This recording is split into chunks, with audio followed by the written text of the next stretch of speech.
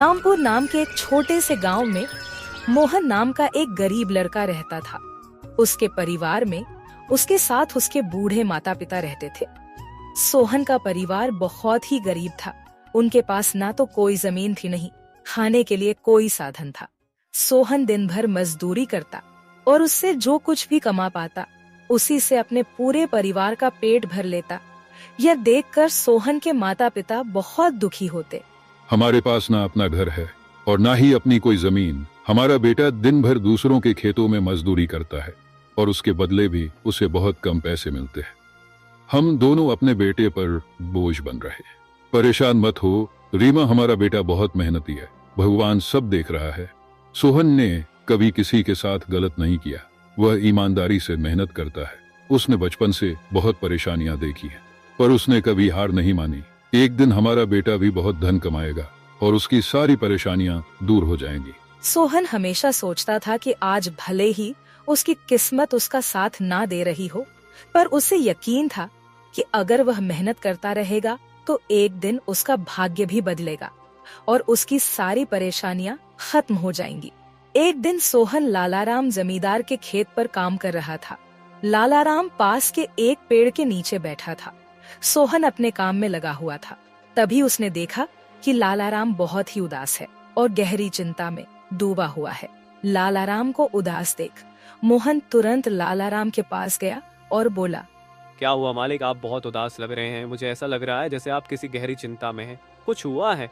मुझे बताइए, क्या पता मैं आपकी कोई सहायता कर सकूं। सोहन की बात सुनकर लालाराम को गुस्सा आ गया और वह सोहन से गुस्से में बोला, अरे तू मेरी क्या सहायता करेगा? तू खुद अपनी सहायता कर सकता है क्या? अगर तू किसी की सहायता करने के काबिल होता तो क्या तुझे 2 वक्त के खाने के लिए आज मेरी जमीन पर काम करने की जरूरत पड़ती? चल यहाँ से जा, अपना काम कर और मुझे परेशान मत कर। सेठ जी, ऐसा नहीं है, यह सब वक्त वक्त की बात है। सब किस्मत का खेल है और इंसान को अपनी मेहनत पर विश्वास रखना चाहिए। आज भले ही किस्मत मेरे पक्ष में ना हो, लेकिन अगर मैं ईमानदारी और लगन से मेहनत करता रहूंगा तो किस्मत भी एक दिन मेरी तरफ झुक जाएगी। मेहनत और धैर्य से तकदीर के दरवाजे खुलने में देर हो सकती है, लेकिन मेहनत कभी बेकार नहीं जाती। मोहन की बात सुनकर लालाराम बहुत प्रसन्न हुआ। अरे सोहन, तेरे विचार तो बहुत अच्छे हैं। तेरी बातें सुनकर मन को एक सुकून सा मिला है। इतनी परेशानियों में भी तू अपनी जिंदगी खुश होकर काट रहा है। सेठ जी, यह सब मेरे पिता की सीख है।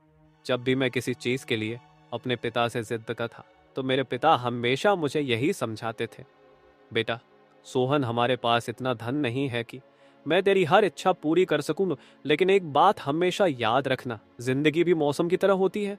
कभी यह धूप की तरह खुशियों से भरी होती है, कभी ठंड की तरह कठिनाइयां लाती है और कभी बारिश की तरह परेशानियां आती है। लेकिन जैसे हर मौसम बीत जाता है वैसे ही जिंदगी के मुश्किल हालात भी गुजर जाते हैं। बस धैर्य और हिम्मत बनाए रखना जरूरी है, क्योंकि एक दिन सब कुछ ठीक हो ही जाता है। अरे वाह, लगता है तेरे पिता बहुत ही नेक इंसान है। किसी दिन मैं भी उनसे जरूर मिलूंगा। मालिक, क्या हुआ है? आप एक बार मुझे साफ साफ बताइए, क्या पता आपकी परेशानी का कोई हल मिल ही जाए। अरे सोहन, मैं एक बहुत बड़ी परेशानी में फंस गया हूँ। मुझे अपनी परेशानी का कोई भी हल नजर नहीं आ रहा है। सेठ जी, एक बार मुझे बताइए, तो क्या पता आपकी परेशानी का कोई हल निकल ही जाए। सोहन, हमारे गांव में मेरे पिता की एक पुश्तैनी जमीन थी जो काफी पीढ़ियों से हमारे पास थी। उस पर मेरा और मेरे भाई का हक है, पर हमारे गांव के ही 2 बाप बेटों ने उस पर कब्जा कर लिया है। मैं पुलिस थाने में केस दर्ज कराने की सोच रहा था, लेकिन गांव के बहुत बड़े बड़े लोग उनके साथ हैं। मैं कितनी भी कोशिश कर लूं, लेकिन मैं उन लोगों का कुछ नहीं बिगड़ पाऊंगा। अब तो उन लोगों ने उस जमीन पर खेती भी शुरू कर दी। मेरे पिता की पुश्तैनी जमीन मेरे हाथों से छीनी जा रही है, इसलिए मैं बहुत परेशान हूँ। मुझे समझ नहीं आ रहा मैं अब क्या करूँ। आप सही कह रहे हैं सेठ जी, अगर आप कानून का सहारा लेकर भी अपनी जमीन को वापस लेने की कोशिश करेंगे तो भी आप उनका कुछ नहीं कर पाएंगे। हाँ सोहन, अब तू ही बता, मैं अब क्या करूँ? मैं तो सोच सोच कर परेशान हो गया हूँ। मेरी पुश्तैनी जमीन छीनी जा रही है और मैं कुछ भी नहीं कर पा रहा। सोहन ने कुछ देर सोचा और कहा, मालिक आप चिंता मत कीजिए, हर परेशानी का कोई ना कोई हल जरूर होता है। अगर आप चाहे तो एक तरीका है जिससे आप अपनी जमीन वापस पा सकते हैं। अगर ऐसा कोई तरीका है तो जल्दी बताओ सोहन, वह क्या तरीका है? सोहन ने लालाराम को अपनी सारी तरकीब पूरी तरह समझा दी। तरकीब सुनकर लालाराम मोहन से कहता है, अरे वाह सोहन, तू तो बहुत समझदार है, तूने तो बहुत अच्छी तरकीब बताई है। ऐसे तो मेरी जमीन मुझे जरूर मिल जाएगी, मैं तुझसे वादा करता हूँ। अगर तेरी यह योजना सफल हुई तो मैं अपनी जमीन का एक हिस्सा तेरे नाम कर दूंगा। अरे मालिक आप ऐसा क्यों कह रहे हैं? आप मेरे मालिक हैं, आपकी वजह से मुझे अपने घर के लिए 2 वक्त का खाना मिल जाता है। आपकी मदद करना तो मेरा फर्ज है, मुझे आपकी जमीन नहीं चाहिए, ठीक है? सोहन तुम बहुत नेक इंसान हो, कल से तुम इस काम पर लग जाओ। सोहन फिर से खेत में अपने काम पर लग जाता है। अगले दिन सोहन जगत और विनोद नाम के उन बाप बेटों के पास पहुंच जाता है जिन्होंने लालाराम की जमीन पर कब्जा कर रखा था। नमस्कार सेठ जी, मैं यहाँ से गुजर रहा था तो पास के लोगों ने बताया कि आपके यहाँ काम के लिए मजदूर की जरूरत है। क्या आपके यहाँ मुझे भी कोई काम मिल सकता है? अरे अरे, कौन हो तुम? तुमसे किसने कह दिया कि यहाँ मजदूर की जरूरत है? यहाँ किसी मजदूर की जरूरत नहीं है। सेठ जी मैं एक मजदूर हूँ, पास ही के गांव में रहता हूँ, काम की तलाश में इधर उधर भटक रहा हूँ। हर दिन कहीं ना कहीं काम मिल जाता है, बस उसी काम को करके अपना पेट पालता हूँ। कभी खेती कर लेता हूँ तो कभी कोई मजदूरी। यह तो ठीक है, पर हमारे यहाँ फिलहाल कोई काम नहीं है। सेठ जी मैंने तो सुना है कि आप लोग इस गांव के सबसे बड़े जमींदार हैं, आपके पास बहुत सारी जमीन है, इसलिए आपके यहाँ हमेशा मजदूरों की जरूरत रहती है। इसलिए मुझे लगा कि यहाँ मुझे कोई ना कोई काम जरूर मिल जाएगा। अरे भाई, मैंने कहा ना, यहाँ किसी भी मजदूर की जरूरत नहीं है। इसका मतलब लालाराम सेठ आपके बारे में सही कह रहे थे? लालाराम ने हमारे बारे में क्या कहा? अरे कुछ नहीं सेठ जी, चलिए तो मैं चलता हूँ। सेठ जी आपके यहाँ तो कोई काम नहीं है, मैं अपने लिए कहीं और कोई काम देख लेता हूँ। सोहन वहाँ से जाने लगता है। तभी जगत विनोद ने सोहन को रोककर यह पता लगाने के लिए बोलता है कि लालाराम ने सोहन को उन लोगों के बारे में क्या बताया है। अरे भाई इधर आओ, शायद तुम्हारे लिए हमारे पास एक काम है। सोहन तुरंत उनके पास चला गया और बोला, धन्यवाद सेठ जी, बताइए क्या काम है? आप जो भी काम बोलेंगे मैं हर काम करने के लिए तैयार हूँ, आखिर बूढ़े माँ बाप का पेट पालना है। अरे सब्र रखो, काम तो हम तुम्हें बता ही देंगे। पहले यह बताओ कि लालाराम हमारे बारे में क्या कह रहा था। सेठ जी मैं पहले लालाराम सेठ के यहाँ काम करता था, पर वह बहुत ही कंजूस और बदतमीज आदमी है। मैं उनकी यहाँ दिन रात मेहनत करता, पर इतनी मेहनत करने के बाद भी वो मेरी सही मजदूरी नहीं देता था। इस बात पर कल मेरी उससे बहस हो गई थी। फिर क्या हुआ? लालाराम ने हमारे बारे में क्या कहा? जब मेरी सेठ लालाराम से बहस हो रही थी तब उसने ने मुझे कहा कि पूरे गांव में उनसे ज्यादा मजदूरी कोई नहीं देता। तो मैंने गुस्से में कह दिया कि गांव के सबसे बड़े जमींदार जगत सेठ और विनोद सेठ सबसे अच्छी मजदूरी देते हैं, इसलिए उनके यहाँ हमेशा काम करने वालों की भीड़ रहती है। हाँ भाई, बिल्कुल सही कहा था। आखिर हम गांव के सबसे बड़े जमींदार हैं। हमारा फर्ज है कि जो भी मजदूर हमारे यहाँ काम करता है उसे उसकी मेहनत के हिसाब से सही मजदूरी मिले। वाह सेठ जी, आपने बहुत अच्छी बात कही। लालाराम सेठ कभी भी आपकी बराबरी नहीं कर सकता, वह तो शायद आपके जितना भी नहीं सोच सकता। जगत और विनोद सोहन की चापलूसी भरी बातों में आ जाते हैं और उसे अपने यहाँ काम पर रख लेते हैं। चलो अब काम की बात करते हैं। तुम एक अच्छे इंसान लगते हो, हमें अपने खेत पर काम करने के लिए तुम्हारे जैसे ही एक मजदूर की जरूरत है। कल से ही काम पर आ जाना। कुछ दिन ऐसे ही बीत गए। एक दिन जगत अपने बेटे विनोद से बोला, विनोद बेटा, यह सोहन तो बहुत मेहनती है, यह अकेले ही 4 लोगों का काम कर देता है। अच्छा हुआ कि हमने इसे रोक लिया। हाँ पिताजी, आप सही कह रहे हो। सोहन बहुत मेहनती है, इसके जितना काम शायद ही कोई और करता होगा। ये पूरा दिन यहाँ काम पर अकेला लगा रहता है। सोहन की मेहनत ने जगत और विनोद का दिल जीत लिया। कुछ दिन और बीत गए। एक शाम जगत और विनोद अपने खेतों का दौरा कर रहे थे। जब वे अपने खेत पर पहुँचे तो देखा कि सोहन इतने देर तक भी काम कर रहा था। सोहन भाई, अब तो रात होने वाली है, तुम इतनी देर तक काम क्यों कर रहे हो? अब घर जाओ और आराम कर लो। सेठ जी हमारी किस्मत में आराम कहाँ है, घर पर बूढ़े माँ बाप है। काम नहीं करूंगा तो उनके लिए 2 वक्त का खाना कहाँ से जुटा पाऊंगा। घर पर बैठकर आराम करने से अच्छा है कि मैं काम करूं। इस तरह मेरा मन भी लगा रहता है। तुम बहुत मेहनती हो सोहन, आज का काम यहीं छोड़ दो और घर जाकर आराम करो। नहीं सेठ जी, इसकी कोई ज़रूरत नहीं है। मैं काम करने में खुश हूँ। आप लोग जाइए, मैं ठीक हूँ। ठीक है सोहन, फिर हम जाते हैं। जब तुम्हारा मन करे काम खत्म करके अपने घर चले जाना, ठीक है। इसके बाद जगत और विनोद खेत को सोहन के भरोसे छोड़कर चले गए। अगली सुबह जब विनोद और जगत अपने खेत पर लौटे तो देखा कि वहाँ पुलिस खड़ी है। पुलिस को देखकर दोनों दौड़ते हुए आए और पूछा, क्या हुआ थानेदार साहब, आप यहाँ क्या कर रहे हैं? क्या यह जमीन तुम दोनों की है? हाँ थानेदार साहब, यह जमीन हमारी है, हमारे पास इसके कागजात भी हैं। फिर तो तुम दोनों को ले जाकर जेल में डालना ही पड़ेगा। यह क्या कह रहे हैं थानेदार साहब, हम कुछ समझे नहीं, आप क्या कहना चाह रहे हैं? अभी तुम दोनों बहुत अच्छे से समझ जाओगे। वह देखो तुम्हारी जमीन से क्या निकला है।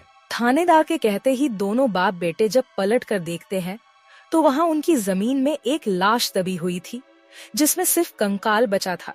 यह देखकर दोनों बाप बेटे डर जाते हैं। थानेदार साहब, यह किसकी लाश है और यह हमारे खेत में कहाँ से आ गई? अब बहाने मत बनाओ, पहले लोगों को मारो फिर उन्हें अपनी जमीन में गाड़ दो और अब कह रहे हो कि यह क्या है? नहीं थानेदार साहब, हमें नहीं पता कि यह सब क्या है। यह लाश यहाँ कैसे आई, हमें कुछ नहीं पता। अब झूठ मत बोलो, अगर फांसी नहीं हुई तो कम से कम तुम दोनों को उम्र कैद की सजा तो जरूर मिलेगी। फांसी और उम्र कैद की बात सुनकर दोनों बाप बेटे डर गए और थानेदार के सामने गिड़गिड़ाने लगे। थानेदार साहब, हम इस लाश के बारे में कुछ नहीं जानते। हमें नहीं पता यह लाश किसकी है और इसे यहाँ कौन गाड़ कर चला गया। इस मामले से बचने के लिए दोनों ने कुछ तरकीब सोचनी शुरू की। तभी सोहन वहाँ आ जाता है। अरे सेठ जी, यह पुलिस यहाँ क्यों आई है? क्या हुआ है? सोहन देखो, पता नहीं कहाँ से हमारी जमीन में यह कंकाल आ गया है। मालिक, यह कंकाल यहाँ कहाँ से आ गया? ये तो बहुत गंभीर बात है। हाँ सोहन, पता नहीं यह कंकाल यहाँ कहाँ से आया है और थानेदार साहब को लगता है कि इसे हमने यहाँ मारकर गाड़ा है। अब तू ही कोई उपाय सोच जिससे हम इस परेशानी से बच सके। तीनों को आपस में खुसर फसर करते देख थानेदार ने कहा, अब कोई तरकीब मत बनाओ, तुम दोनों बाप बेटों में से कोई एक तो जरूर जेल जाएगा। अब तुम ही तय करो जेल कौन जाएगा। थानेदार साहब, थोड़ा सा समय दीजिए, हम तय कर ले कि जेल कौन जाएगा। मैं बस 5 मिनट देता हूँ, जल्दी से फैसला करो कौन जाएगा जेल। सोहन, जगत और विनोद थोड़ी दूरी पर जाकर बात करने लगे। देखो मालिक, दोनों के फंसने से अच्छा है कि कोई एक फंसे। अब सोचिए कौन जाएगा। हम दोनों में से कोई भी जेल नहीं जाना चाहता। सोहन भाई, कोई उपाय सोचो जिससे हम दोनों इस मुसीबत से बच सके। मालिक, एक बात कहूँ, इस कंकाल को देखकर ऐसा लगता है कि इसे काफी महीने पहले जमीन में दबाया गया होगा। जगत फांसी की बात सुनकर पहले ही डर गया था और सोहन की बात सुनते ही उसने फटाफट पूरी कहानी सोहन को बता दी। देखो सोहन भाई, सच कहूँ तो यह जमीन हमने कुछ महीने पहले ही लालाराम से हड़प ली थी। विनोद की बात सुनकर मोहन ऐसा दिखाने लगा जैसे उसे कुछ पता ही ना हो। क्या क्या कहा मालिक आपने? ये जमीन हड़पी थी, मुझे कुछ समझ नहीं आ रहा, जरा साफ साफ बताइए। जगत ने जमीन हड़पने की पूरी कहानी सोहन को बताई। पूरी कहानी सुनने के बाद सोहन ने कहा, मालिक, मेरे पास एक तरकीब है जिससे सांप भी मर जाएगा और लाठी भी नहीं टूटेगी। जल्दी बताओ सोहन भाई, क्या तरकीब है? तरकीब बताने से पहले मुझे यह बताइए कि आप लोगों के लिए क्या ज्यादा जरूरी है, यह जमीन या आप दोनों की जान? सोहन, इसमें पूछने वाली कौन सी बात है? हमारे लिए जमीन से ज्यादा हमारी जान प्यारी है। तो एक काम कीजिए मालिक, आप सबसे पहले जाकर थाने आर को बताइए कि यह जमीन सेठ लालाराम की है। आप उनसे बोलिए कि हमने तो कुछ महीने पहले ही यह जमीन बस काम करने के लिए उनसे ली थी, बाकी का काम मैं संभाल लूंगा। अरे सोहन, लेकिन इससे तो हमारी जमीन हमसे छिन जाएगी, फिर क्या होगा? नहीं मालिक, शायद आप मेरी तरकीब समझ नहीं पाए। जब आप थानेदार को बताएंगे कि यह जमीन सेठ लालाराम की है तो पुलिस किसे गिरफ्तार करेगी? सेठ लालाराम को। और जब लालाराम जेल चला जाएगा तब आप लोग फिर से जमीन पर कब्जा कर सकते हैं। इससे आप लोग भी जेल जाने से बच जाओगे और जमीन भी आपके ही के पास रहेगी। सोहन की तरकीब सुनकर दोनों बाप बेटे दंग रह गए। वाह सोहन भाई, तुम तो बहुत होशियार हो। आज तक तुमने हमें अपने काम से खुश किया था, अब तुम्हारी बुद्धि हमारी जान भी बचाएगी। इसके बाद तीनों थानेदार के पास गए और मोहन ने जो कुछ कहा था वही बात दोनों बाप बेटे थानेदार से कहने लगे। थानेदार साहब, यह जमीन हमारी नहीं है। हमने कुछ महीने पहले ही काम करने के लिए यह खेत लालाराम सेठ से लिया था। वह जब खुद फंस गए हो तो अब किसी और को फंसाकर अपनी जान बचाना चाहते हो ना? साहब, अगर आपको हमारी बात पर यकीन नहीं हो रहा तो आप सोहन से पूछ लीजिए। वह हमारे साथ बस कुछ दिनों से ही काम कर रहा है। इससे पहले वह सेठ लालाराम के यहाँ काम करता था। बोलो सोहन, यह जमीन किसकी है? थानेदार साहब, ये जमीन सेठ लालाराम की है। जगत सेठ और विनोद सेठ ने तो बस कुछ समय से इस जमीन पर खेती कराना शुरू किया है।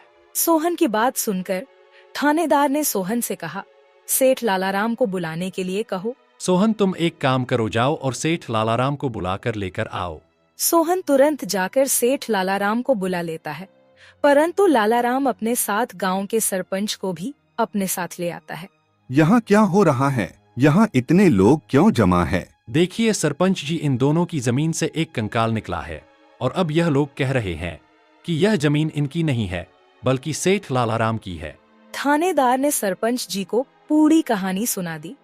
अपने आप को फंसा देख जगत ने सरपंच से कहा, नहीं सरपंच जी, यह जमीन हमारी नहीं है। हम यहाँ बस कुछ समय से काम कर रहे हैं।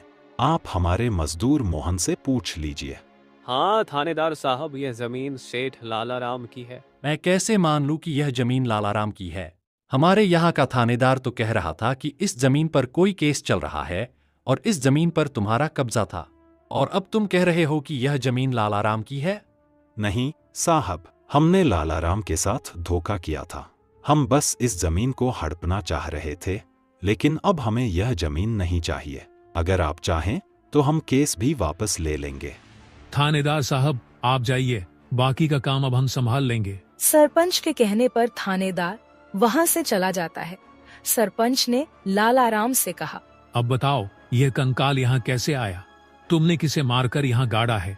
अरे साहब, यह तो नकली कंकाल है। इन दोनों ने मिलकर मेरी जमीन हड़प ली। मैंने और मोहन ने मिलकर यह तरकीब सोची थी ताकि इन दोनों से सच निकलवा सकें। लालाराम की बात सुनते ही दोनों बाप बेटों के पैर तले जमीन खिसक गई। यह हम दोनों की साजिश थी, इन लोगों के मुंह से सच निकलवाने के लिए। सोहन को इस योजना में शामिल देखकर दोनों बाप बेटों को समझ आ गया कि यह सब सेठ लालाराम और मोहन की मिली भगत थी। दोनों बाप बेटों के पास अपनी गलती मानने के सिवा कोई चारा नहीं था। हमें माफ कर दीजिए सरपंच जी, हम लालच में आ गए थे। हमें माफ कर दीजिए। हम आज के बाद यह गलती कभी नहीं करेंगे और यह जमीन भी सेठ लालाराम को वापस दे देंगे। जगत और विनोद दोनों सरपंच और सेठ लालाराम से माफी मांगने लगे। दोनों को इतना गिड़गिड़ा देख लालाराम ने उन्हें माफ कर दिया। सरपंच ने भी उन्हें जेल नहीं भेजा और सेठ लालाराम ने अपना केस वापस ले लिया।